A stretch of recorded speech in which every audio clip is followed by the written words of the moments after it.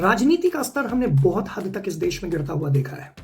हमने देखा है कि किस तरीके से जो है एक समय आ गया था कि बिहार जैसे प्रदेश में ही नहीं पूरे देश भर में बाहुबली जैसे लोग जो है वो राजनीति में आ रहे थे और गलत कामों को बढ़ावा दे रहे थे। एक समय आ गया था जिस समय हम युवाओं को डिमोटिवेट किया जाता था पॉलिटिक्स के नाम पे, बिकॉज पॉलिटिक्स एक गलत और गंदी दलदल की तरह हो गई थी।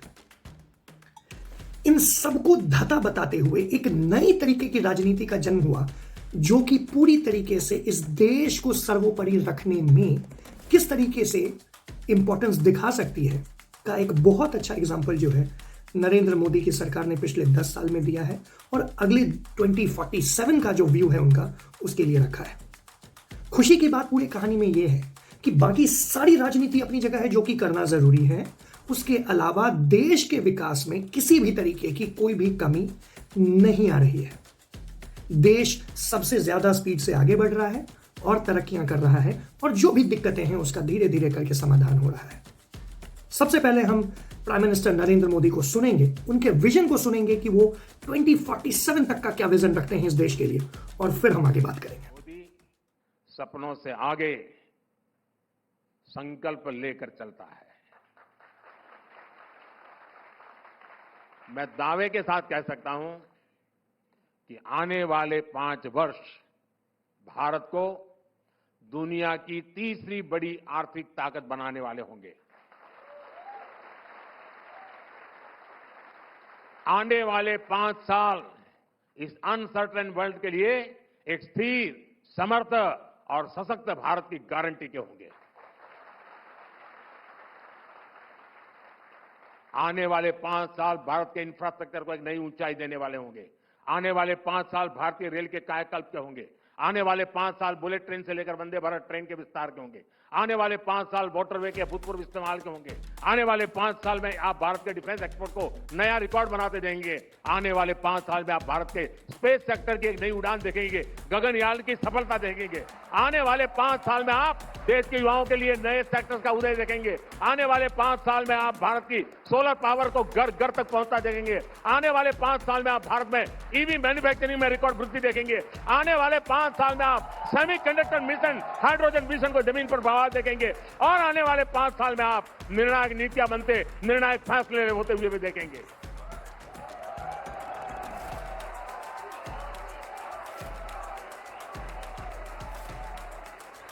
और इन संकल्पों की सिद्धि के लिए मैं बहुत पहले ही काम शुरू कर चुका हूं।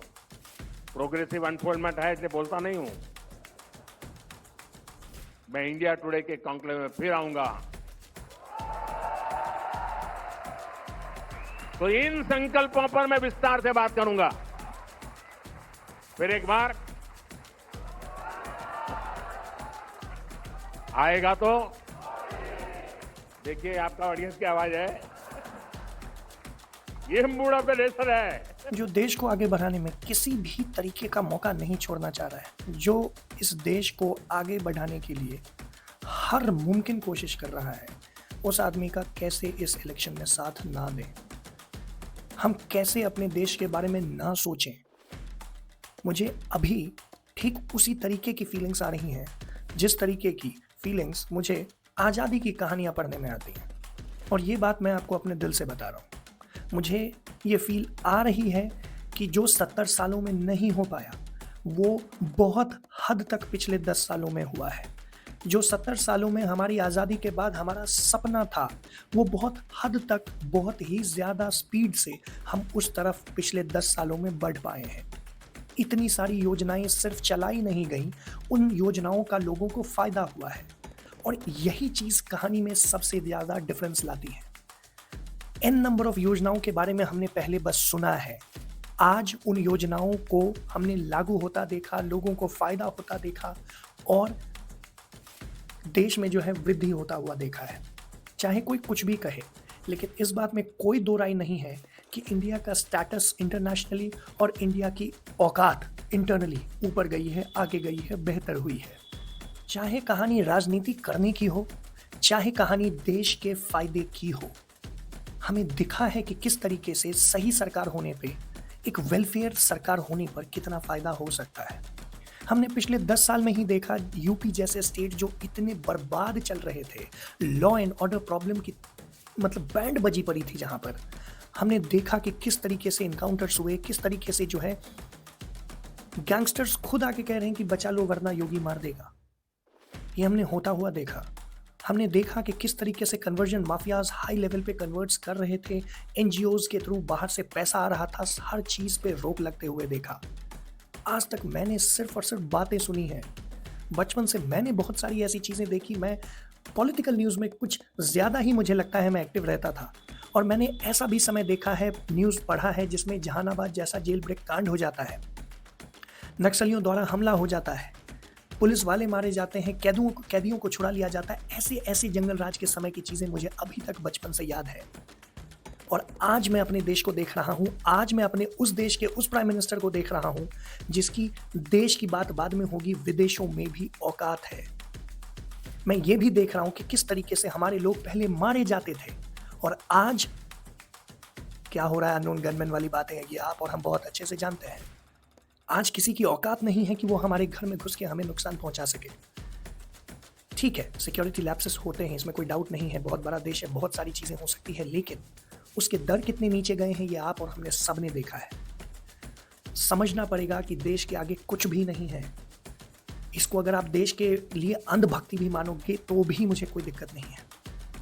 अगर देश की अच्छाई के लिए, और जब मैं कहता हूँ देश, उससे मेरा मतलब है कि मेरे लोगों को फ़ायदा हुआ है। मैंने देखा है कि चीज़ें बहुत प्रॉब्लमेटिक थी और अब बहुत कम हुई हैं। मैंने देखा है कि लोग बहुत ज़्यादा दिक्कतों में थे और आज प्रॉब्लम का सॉल्यूशन हुआ है। यूपीआई उसमें एक बहुत बड़ा उदाहरण है, और अगर उदाहरण नहीं बैठे तो समय नहीं हो जाएगा, लेकिन उदाहरण